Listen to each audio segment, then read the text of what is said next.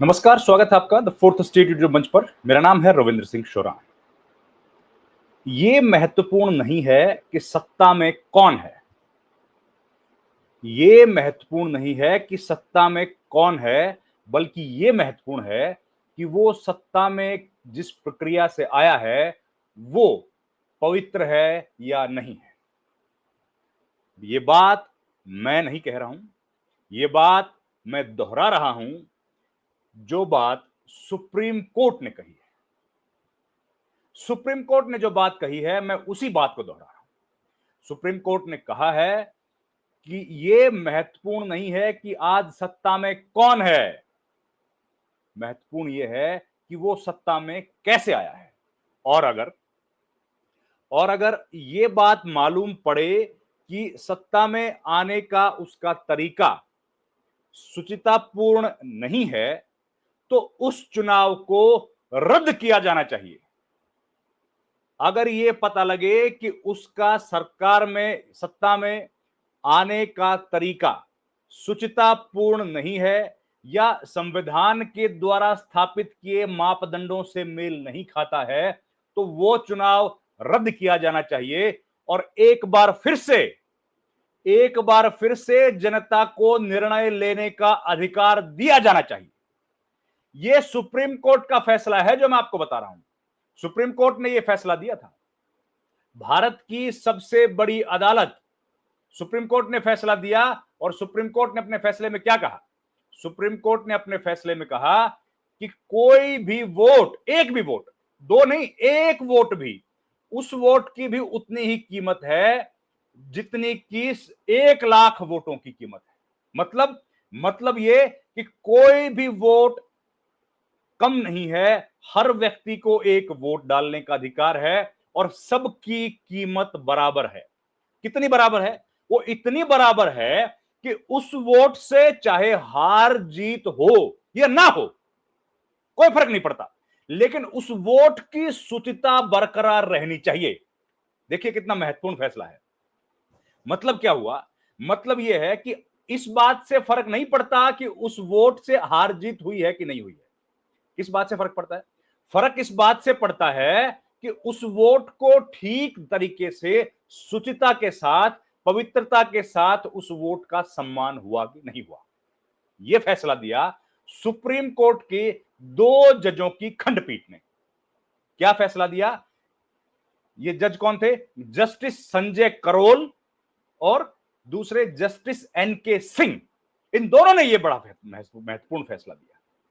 उन्होंने यह भी कहा कि हमारे जो संविधान के निर्माता थे, पूरी कहानी आपको बताता हूं, हमारे जिन संविधान के जो निर्माता थे, जिन्होंने भारत के संविधान का निर्माण किया, उन लोगों ने सबको वोट के वक्त बराबर माना है। मतलब समाज में हो सकता है आपके अंतर हो, कोई गरीब हो, कोई अमीर हो, कोई शारीरिक रूप से अलग अलग हो, किसी की हाइट कम हो, किसी की ज्यादा हो, किसी को दिव्यांग को समान अवसर ना मिले हों, किसी की अलग अलग जातियां हों, किसी के अलग अलग धर्म हो सकता है, एक महिला हो, एक पुरुष हो, अलग अलग हो सकते हैं। लेकिन सबसे महत्वपूर्ण क्या है? सुप्रीम कोर्ट ने कहा लेकिन हमारे फोर फादर्स ने, संविधान निर्माताओं ने यह माना कि वोट डालते वक्त हर व्यक्ति बराबर है।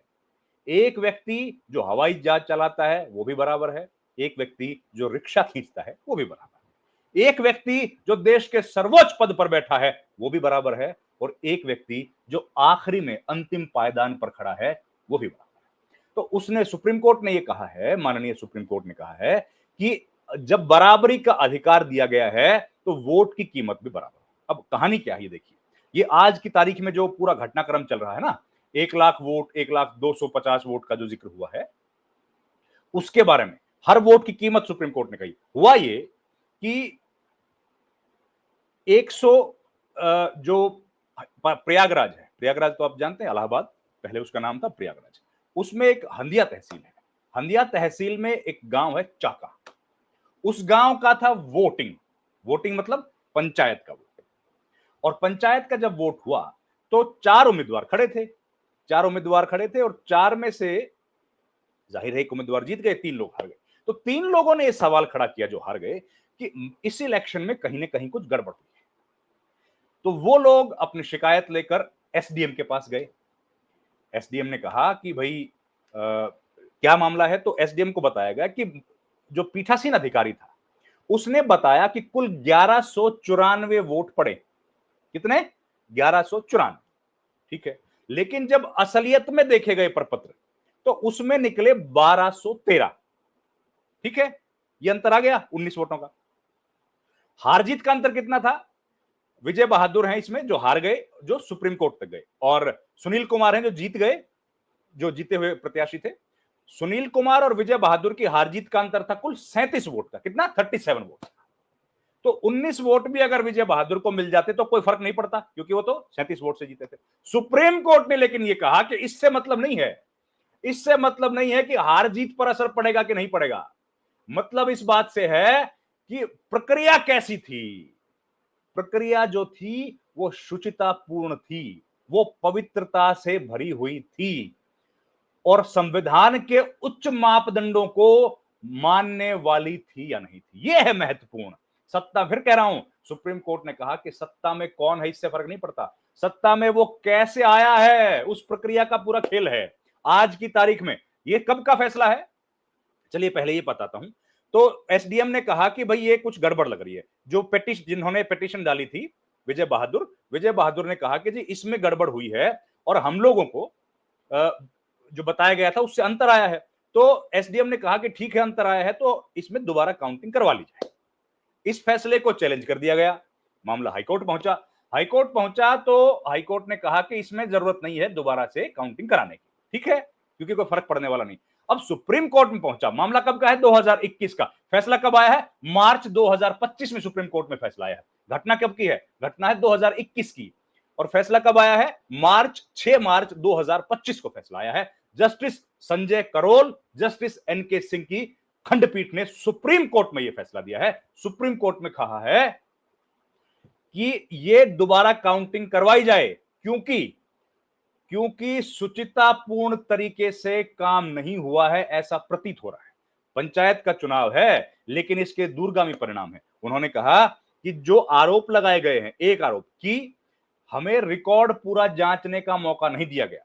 मतलब जो प्रत्याशी थे 3, उनमें से एक प्रत्याशी ने कहा कि मैं जब भी पोलिंग सेंटर के पास जा रहा था तो पुलिस का बल प्रयोग करके मुझे उससे दूर भगा दिया गया। एक। दूसरा, मैं चाहता था कि मैं पूरे वक्त जो रिकॉर्ड है वोटिंग का उसकी जांच करूं, उसको देखूं, वो मुझे उस अधिकार से भी वंचित किया गया। ये 2 बातें बोली। इन दोनों बातों पर जवाब देते हुए सुप्रीम कोर्ट ने कहा कि यह मामला जरूर है ऐसा कि जिसमें दोबारा से काउंटिंग की जानी चाहिए। देखिए आप, पंचायत का चुनाव है लेकिन उसमें भी सुप्रीम कोर्ट शुचिता का कितना ध्यान रख रहा है। आज की तारीख में जो सवाल खड़े हो रहे हैं कि 1,250 वोट का कहीं गड़बड़ हुई है एक विधानसभा क्षेत्र पर, हुई है या नहीं हुई है ये हम नहीं जानते, लेकिन जो आरोप लगे हैं, ये जो सुप्रीम कोर्ट का फैसला है, ये हिंदुस्तान के हर उस नागरिक को पढ़ना चाहिए जिसकी रुचि है हिंदुस्तान के लोकतंत्र को बचाने, जिसकी रुचि है हिंदुस्तान के लोकतंत्र को मजबूत करने में और जो अपने अधिकारों की चिंता करता है। यह ऐतिहासिक फैसला दिया था मार्च में, लेकिन आज के जो समय है, आज जिस तरह की घटनाएं हो रही हैं, उसमें मुझे लगा है यह फैसला आपके साथ साझा करना बड़ा जरूरी है, बहुत मौजू है, इसलिए मैंने आपके साथ ये फैसला साझा किया। और देखिए, एसडीएम ने जो फैसला दिया था, हाईकोर्ट ने हालांकि उसको रिजेक्ट कर दिया, लेकिन उसके बावजूद प्रत्याशी ने, क्योंकि चुनाव में उनको लग रहा था, सुप्रीम कोर्ट ने कहा कि इससे फर्क ही नहीं पड़ता है, अगर वो सारे वोट भी उस प्रत्याशी को मिल जाएं जो हारा था, तो भी वो जीत नहीं पाएंगे, तो भी नहीं जीत पाएंगे। बावजूद उसके हर वोट की क्या कीमत है, कितना महत्वपूर्ण है हर वोट। एक वोट जिस व्यक्ति को डाला गया है वो उस तक पहुंचा कि नहीं पहुंचा, यह शुचिता है, यह पवित्रता बहाल करना काम है उन मशीनरीज का, उस पूरे सिस्टम का जो चुनाव करवाता है। कितना महत्वपूर्ण फैसला है और इसके कितने दूरगामी असर होना चाहिए। तो ये खबर थी जो आज की, मुझे लगा ये इंफॉर्मेशन आपके साथ जरूर साझी करनी चाहिए, क्योंकि आप लोग सब बुद्धिमान लोग हैं, शुद्धि लोग हैं और लगातार पढ़ते लिखते रहते हैं और इस तरह की बातों पर आपका विशेष तौर पर ध्यान रहता है। इसलिए ये 2025 के मार्च महीने का फैसला लेकर के मैं आपके सामने हाजिर हुआ। इस वीडियो में इतना ही। आपसे गुजारिश है हमारे चैनल को लाइक, शेयर और सब्सक्राइब जरूर कीजिए। आपका बहुत बहुत धन्यवाद।